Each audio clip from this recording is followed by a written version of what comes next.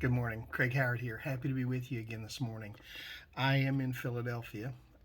My brother Jeff, whose house I'm in right now, he had to go. He's taking some kids on a domestic mission trip into Tennessee. Going to be doing some homeless work and some work in packaging up some gifts and supplies and stuff. So anyhow, they're off on a good trip, and he and his wife. And so I came up to help take care of my brother Mark and my mom while they're away because mom's house is right over there. It's just through that door. And so I'm here to help take care of that. Today's Memorial Day, a day that we set aside to remember those that have fallen in war. And um, so I was doing some reading today, and there was an author by the name of uh, Bill Madden. He used to write for the Stars and Stripes. He's quoted in a book by Ken Burkhart called The War, and it covers World War II from the perspective of the soldiers, as you know, war like the soldiers looked at it and how they saw things, and what what was significant in their lives. Anyhow, in this, he quotes um, he quotes Bill Madden, who was a cartoonist for the Stars and Stripes, who tried to write a who tried to give people a perspective from the soldier's point of view.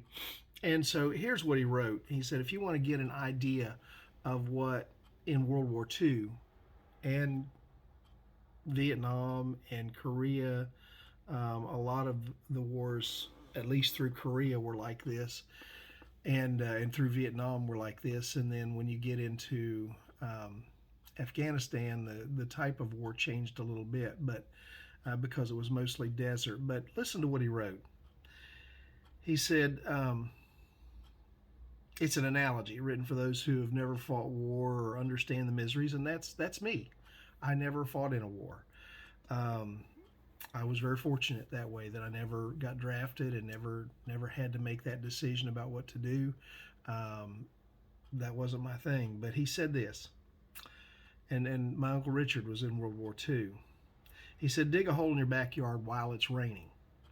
Sit in the hole with till water climbs up around your ankles, or with water climbing up around your ankles. Pour cold mud down your shirt collar. Sit there for 48 hours. There's no danger of you dozing off. Imagine a guy sneaking around, waiting for the chance to club you on the head or set your house on fire. Get out of the hole, fill a suitcase full of rocks, and pick it up, and put a shotgun in your other hand and walk on the muddiest road you can find. Fall flat on your face every few minutes as you imagine big meteors streaking down beside you.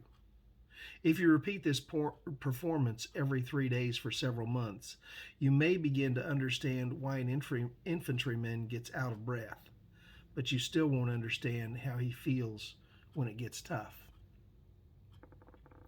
I'm no proponent of war. I think it's horrible. I think it should be stopped. But the men and women that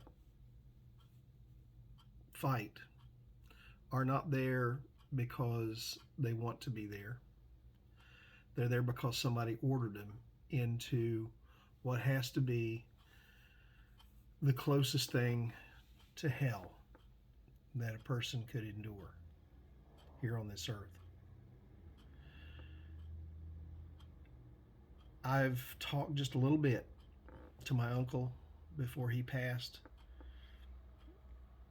He was 94 years old when he passed, and he didn't say much about the war and about what he did, but he told me a few things. I was very proud of him because he was a soldier doing his duty, following orders. I pray every day for our leaders that they never again find a reason for war, that they never again find the reason to send young men and women, kids really, into a conflict where they have to put their lives on the line.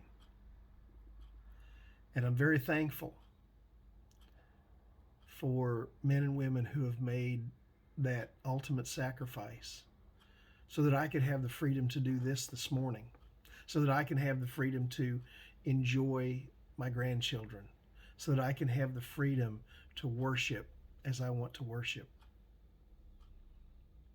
I'm not a proponent of war, but I'm thankful for those that have made such a tremendous sacrifice out of a love for their country, out of a love for their families, and they will forever have my gratitude. I lived during the time that the Vietnam vets came home. And it was a shameful time in our country's history because they were treated awful. And all they were doing was doing what their president and what their leaders told them to do. We owe every Vietnam vet that came home and endured that. We owe them our sincere apology. And today, for those that have fallen, we need to remember the price they paid so that you and I can enjoy what we enjoy. Think about that. The Bible says this in Romans chapter 13, verse 4. For the one in authority is God's servant for your good. But if you do wrong, be afraid, for the rulers do not bear the sword for no reason. They are God's servants, agents of wrath to bring punishment on the wrongdoer. And the reason I picked this passage is because it says, for the ones in authority are God's servants.